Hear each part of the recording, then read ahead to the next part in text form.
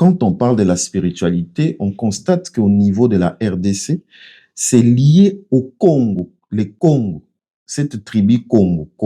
Mhm. Pourquoi à chaque fois c'est aussi fréquent comme ça? Je ne dis pas ici que les autres n'ont pas une certaine spiritualité, mais on sent que on retrouve un peu plus ces genres d'histoires, de choses, des enseignants, comme on dit aussi, des longis chez les Congo. Mhm. Comme on peut voir les Monantsemi, et ainsi de suite. Donc, qu'est-ce qui fait que c'est souvent les Congos? Alors, nous allons rentrer dans la définition du débit. On parle de philosophie. OK? Philosophie beaucoup. OK? D'abord, c'est quoi la philosophie? Philos, OK? Les mots philosophie est composé, c'est un mot composé de deux parties, philos et sophia. OK? Philos signifie amour. Sophia signifie connaissance. Mais dans les sens ésotériques, Sophia, c'est le nom, le titre de la mère divine Barbelou. La mère divine Barbelou est appelée Sophia en grec, dans les latins. OK? Donc, et la mère divine, c'est la représentante de la spiritualité. C'est la source de toute chose. Et donc, philosophie est une pratique spirituelle parce que c'est l'amour de la mère divine, l'amour de la source. Maintenant, quand je dis philosophie beaucoup, d'un côté, nous avons philosophie qui signifie l'amour de la source, l'amour de la mère divine. Bukongo, la voie royale. Philosophie Bukongo signifie l'amour de la mère divine selon la voie royale qui a été donnée à un peuple. Comme je vais retourner dans la première, une partie de la première, le premier travail que nous avons fait, c'est la présentation. Les Bukongo n'est pas ce que les gens pensent. En fait, c'est que ce qui est perçu des Bukongo représente moins de l'âme. La princesse Kimpavita, paix à son âme, notre ancêtre, a tenté, après la chute du royaume Congo, de reconstruire ce qui était appelé la Prima Curia. Prima Curia, première curie. OK? Première assemblée. Durant lesquelles il réunit les notables qui avaient échappé à la mort ou à l'exil en esclavage. Et a créé ce qu'on appelle les Kingunza. Comme tentative de recréer une atmosphère en utilisant les Bukongo, une partie des Bukongo, pour la lutte contre la résistance ou la lutte contre l'esclavage. Parce que cette époque, on parle seulement de l'esclavage, ce n'est pas encore la colonisation. On parle de l'esclavage et de l'occupation. Dans ce rayonnement-là, c'est une partie du Bukongo qui a été reprise. Il faut rentrer quelques temps avant pour comprendre que les grands contenus du pouvoir ou de la connaissance du Bukongo, propre au peuple de l'Intimatie, avaient été brûlés. En fait, les colons brûlèrent tout ce qu'il y avait. Tout avait été brûlé. Les bibliothèques, les livres, les documents, tout avait été systématiquement brûlé. Ils ne laissèrent que les instruments de musique. Il fallait tout brûler, il fallait tout détruire, sauf les instruments de musique, pour perpétuer la distraction, pour faire si que la distraction devient le point focal, ce que nous sommes encore aujourd'hui dans la société Congo, par exemple. Qu'est-ce qui est le point focal? C'est la musique, la distraction. Comme il a été imparti, comme il a été imposé par la volonté coloniale depuis avant 1885. Nous sommes dans les 14e, entre le 14e et 15e siècle. Vous voyez un peu ce qui est en train de passer. Nous sommes encore restés nous sommes encore dans cette phase-là où c'est la musique, le divertissement. Parce que c'est après avoir détruit le Bukongo, il était resté que c'est là. Le Bukongo, au fait, c'est un ensemble de connaissances adaptées à tous les niveaux. Les connaissances du Congo vont de l'agriculture à l'élevage, aux sciences et aux pratiques spirituelles. Cet ensemble de connaissances est de la même portée, sinon supérieure à ce que les grands vizirs, Ramoshet, qui va devenir par après Moïse, avait transporté l'Égypte antique, s'était caché dans le désert et transformé ce qu'on appelle les tablettes des Rama. Il a été transcrit et ils ont créé sur ces documents, ils ont créé ce qu'on appelle les 10 commandements et les textes de loi qui vont créer les Talmuds, ainsi de suite. C'est la même chose. La Bible représente une transformation, une évolution à caractère politique des Talmuds. Okay? Les Boukoumou s'élèvent au même niveau que les Talmuds, sinon supérieur. De l'Égypte sont sortis les Congos, les prêtres Congos. OK? Les prêtres Congos sont sortis, ils sont emportés avec eux. Les peuples Congos faisaient partie des peuples, ce qu'on appelle les prêtres Yahoud, les juifs antiques. Okay? Responsables des rites antiques. Okay? En sortant de l'Égypte, après le départ des Ramoshet avec les Yahoud et les Oubrou, les malades qui vont après devenir les peuples hébreux, et les peuples Congos sortent. Ils font un long chemin, ce qu'on appelle l'exode Congo, l'exode royal. Et en passant à travers là, ils ont placé des royautés un peu partout. Des royautés un peu partout. Et jusqu'à devenir dans la région d'intimation. Mais ces peuples-là, qui étaient essentiellement constitués des peuples rois, c'est-à-dire la famille royale, ainsi les peuples les familles royaux et les familles royaux et prêtres, avaient autour d'eux un peuple des artisans, les menuisiers, les maçons et les peuples normaux qui avaient accompagné cet exode. OK? À la fin de leur trajet, ces peuples vont prendre le nom de devenir les peuples Congo. La raison pour laquelle ces peuples-là, comme tu dis, ont toujours ces privilèges de spiritualité, ainsi de suite, c'est parce que ces peuples-là étaient composés au moins à 70 à 80% de la descendance des prêtres qui avaient voyagé depuis l'Exode. Ils étaient les détenteurs de ces secrets royaux. Et comme tu dis, d'autres peuples ont des pratiques spirituelles, des pratiques religieuses. Il y a partie religieuse royale, c'est différent. Les pratiques religieuses des Boukongo étaient propres aux maisons royales. Ce n'est pas les pratiques religieuses. Donc aujourd'hui, on est subi que c'est juste une continuité, quoi. Oui. Donc les familles, de façon parfois même inconsciente, ont bénéficié d'une certaine génétique qui leur mène vers ces chemins-là. Exactement, c'est plutôt la génétique qui les rapporte vers ces chemins. Donc, on doit comprendre aussi que ça veut dire, même en Afrique, je ne sais pas si je dois dire ça comme ça, en Afrique ou même chez les Congos tout simplement, ou encore en Afrique centrale, il y a des différences en termes de génétique. Absolument, absolument. La génétique, les lignées, quand nous faisons l'étude des lignées, ou quand nous parlons de lignées, nous sommes en train de parler de génétique. OK. OK?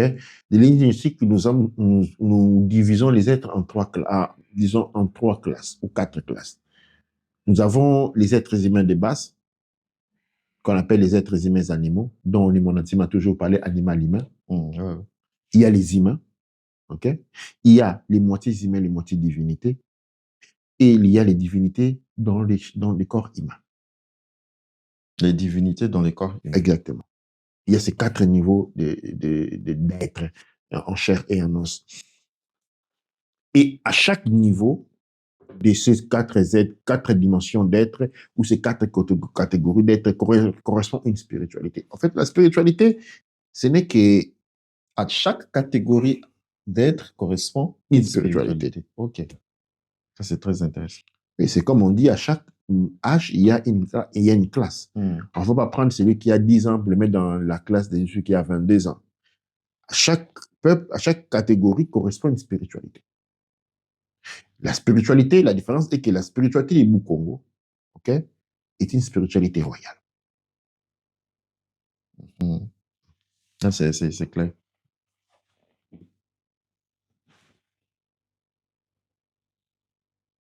Et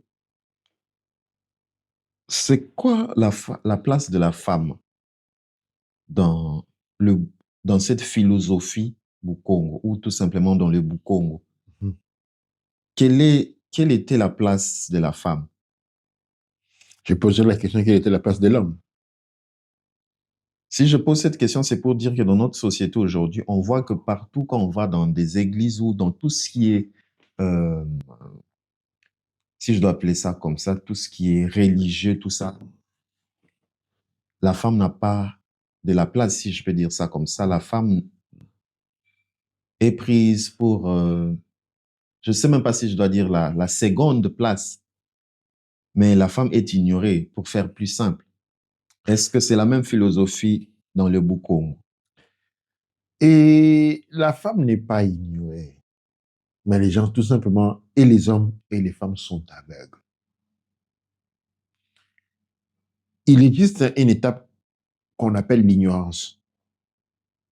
OK? Et puis, il y a une seconde étape qu'on appelle malade d'ignorance. Et là, nous sommes en train de parler de maladie d'ignorance. Nous vivons aujourd'hui dans des sociétés Anunnaki. OK? Les Anunnaki, ou d'un vrai nom, les Anuna, les enfants des Anu, les princes des Anu, ont été créés génétiquement avec le mépris de la femme.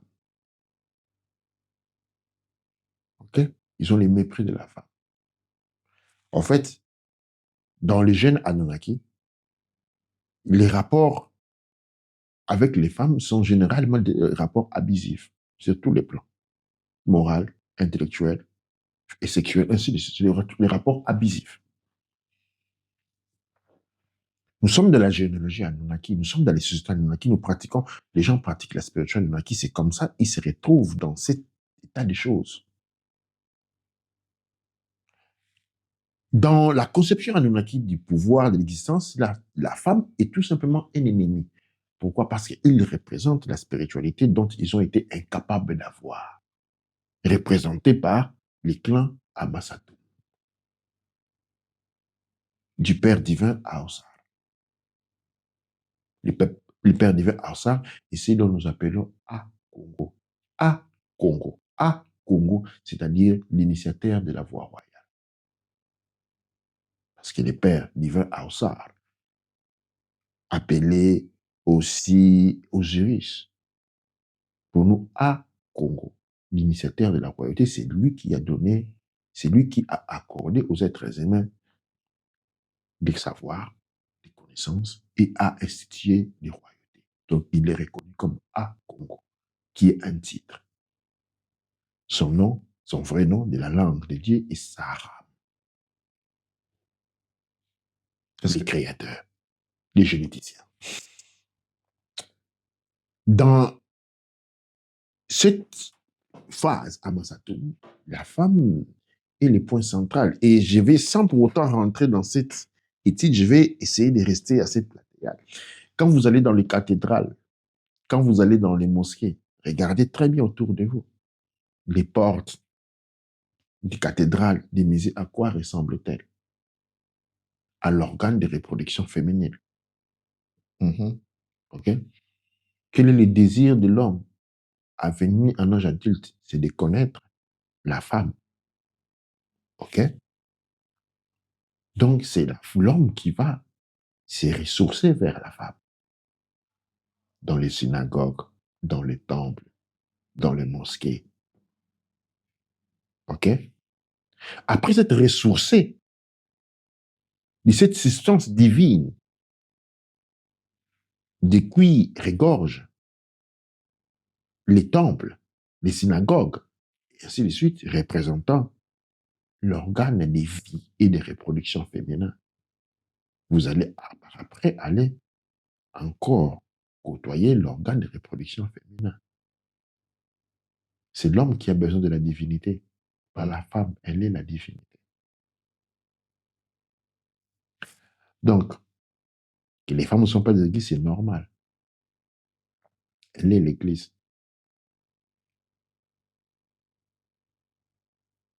Que la femme ne monte pas sur les trônes, c'est normal. Elle est les trônes.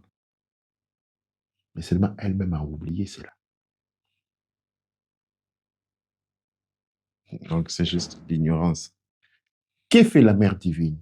Il crée, il donne naissance à la vie et chérit cette vie. Que fait la femme? Il donne naissance et fait grandir cette vie. Y a-t-il quelque chose de plus important? Je ne pense pas. Il n'y a rien de plus important. Je ne pensais pas du tout. C'est pas que la femme est bafouée. La femme oublie son rôle.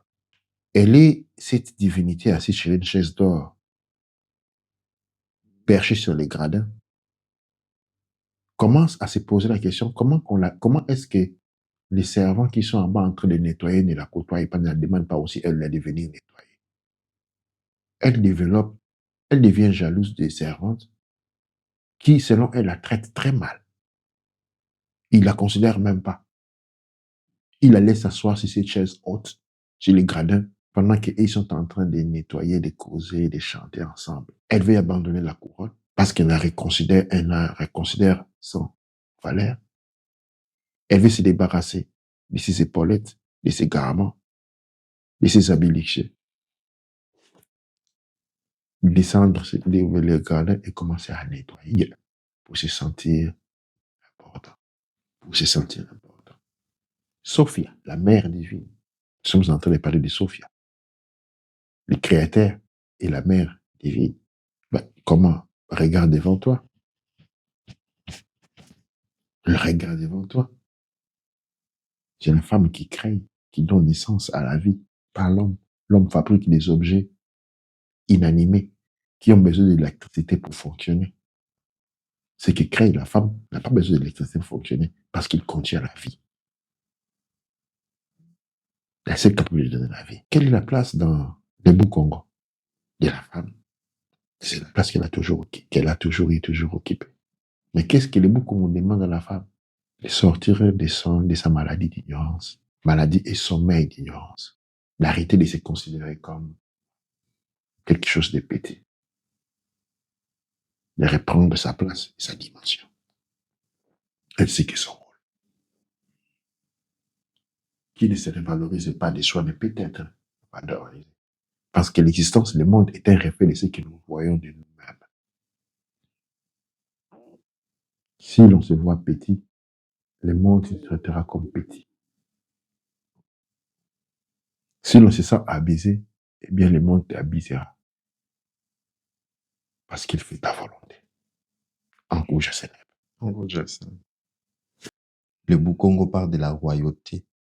Est-ce que le Bukongo conçoit le chef en tant que celui qui va bénéficier de certains avantages ou de plusieurs avantages comme on les voit de nos jours, ou tout simplement le chef est celui qui est au service des autres, qui vient apprendre les autres comment faire, résoudre les équations qui sont difficiles là où les gens sont bloqués, essayer de ramener les peuples plus haut.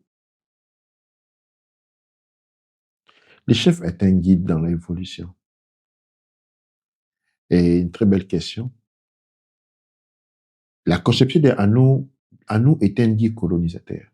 Il colonise. Il prend. Il demande. Il demande les impôts qui reviennent à lui. Il demande les offrandes. Il demande les actions de grâce pour lui. Et en échange, il fait des promesses qu'il ne tient jamais.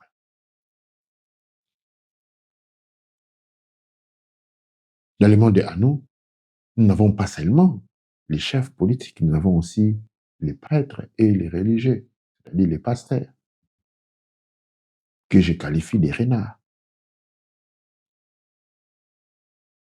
Comment quelqu'un qui reçoit un représentant du chef de l'État ou du roi, ou je vais reformuler mon idée, quand vous recevez dans votre maison le représentant du roi ou du chef de l'État, vous êtes heureux parce que vous allez recevoir. Comment pensez-vous recevoir le représentant du chef de l'État ou du roi qui vient vous demander à vous de donner quelque chose pour voir. Est-ce que ça a un sens? Non. Comment quelqu'un qui est représentant de Dieu va demander quelque chose à vous?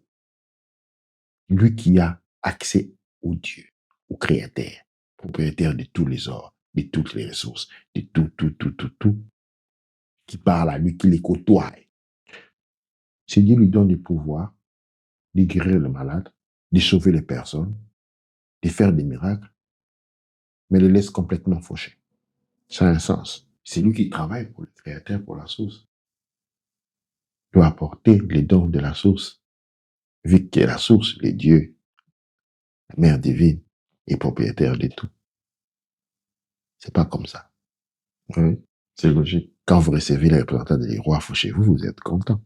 Il ne vient pas mal nu. Ça serait étrange que les représentants des rois viennent chez vous demander $100. C'est ce que moi j'appelle la cour des renards.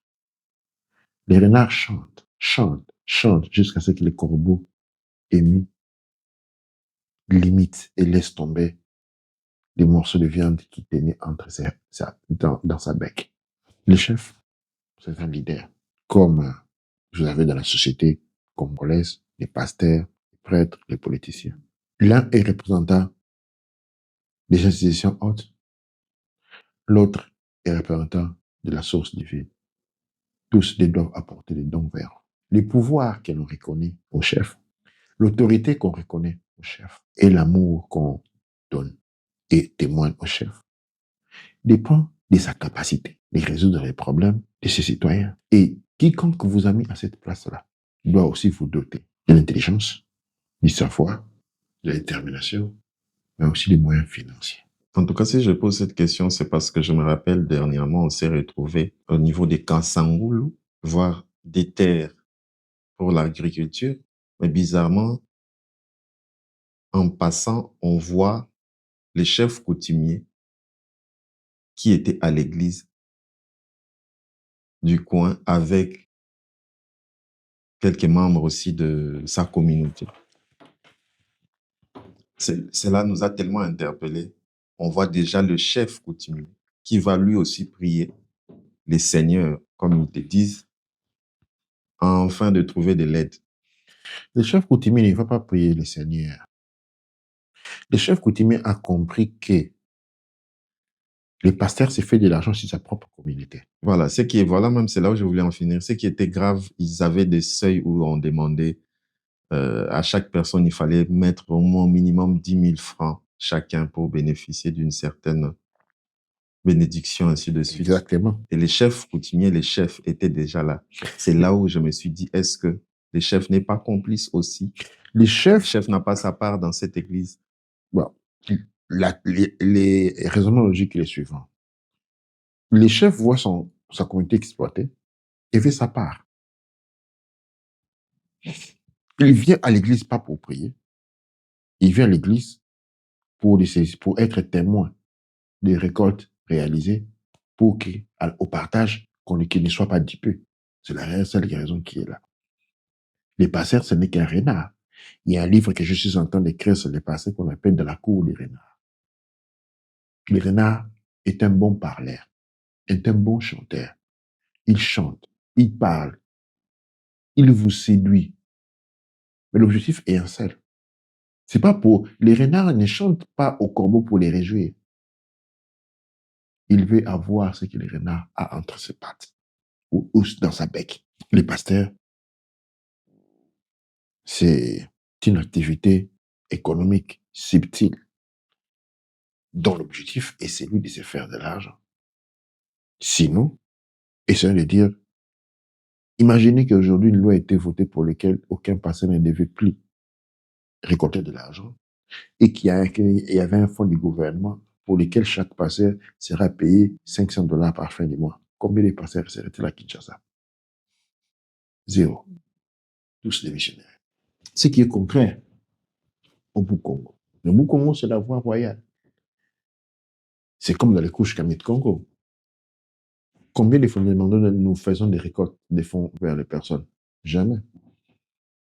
La plupart des activités, et quand même nous avons des situations, c'est l'administration couche Kamit Congo qui prend en charge des dépenses financières.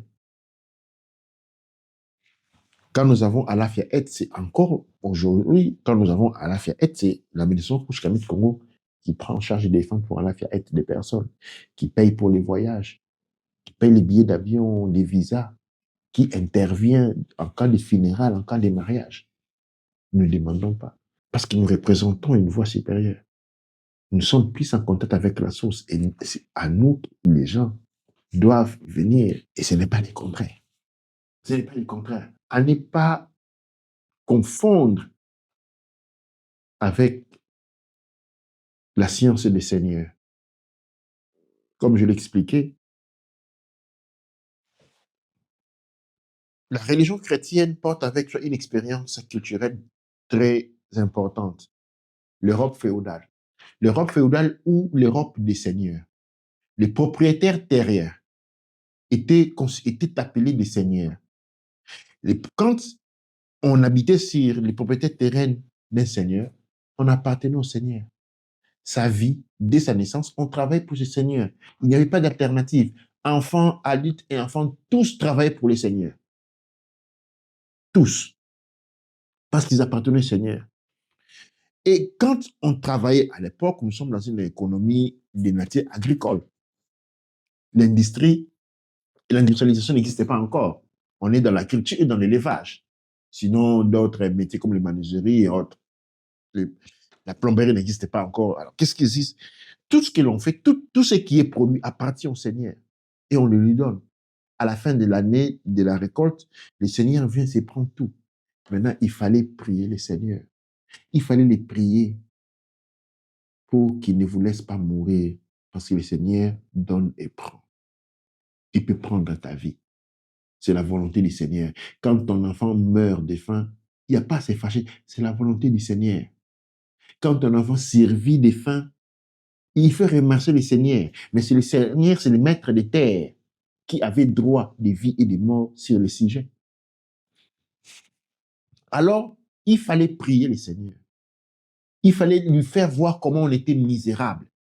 Il fallait faire voir que sa vie dépend, la vie de sa propre vie et celle de toute sa famille dépendait du Seigneur. Et il fallait s'agenouiller devant le Seigneur, quémander sa bonté.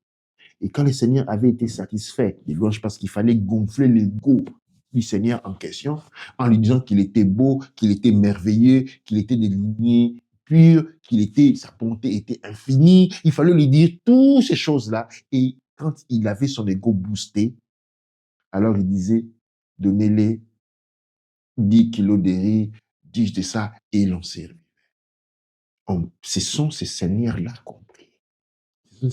Et la religion chrétienne vient avec l'esclavage, ok? Et a apporté le même modus operandus.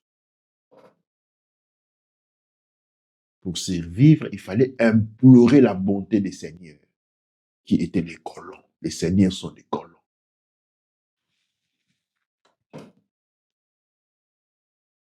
Quand vous allez dans les religions, même respectives, vous n'allez pas trouver l'arabe prier.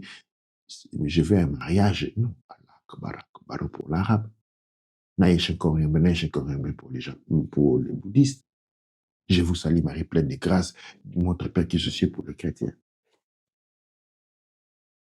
Donc, cet élément-là est très, très, très important à comprendre. Donc, on doit espérer que la philosophie du Congo n'amène pas ces formes de pensée, ces genres de pensées-là. La philosophie du Congo est au contraire. La philosophie du Congo, comme je vis, ce qui manque. Les autres ont des Talmuds qui a donné une science qui s'est développée jusqu'à ce que nous voyons. Et pour ce qui est des Asiatiques, les Arabes, ils ont le Coran qui donne une certaine marge. Okay? Nous, par contre, nous avons eu l'esclavage qui a donné une marche culturelle, une tendance ou des habitudes, voire même religieuses, qui dénotent de cela. 500 ans d'esclavage. Il y a combien de générations à l'intérieur? Énorme. Nous avons aujourd'hui un conditionnement qui sort de l'esclavage. Et nous n'avons pas eu une possibilité de rédemption, c'est-à-dire une renaissance propre, une renaissance de l'identité, de la perception de la vie, des désirs, des croissances. Nous n'avons pas.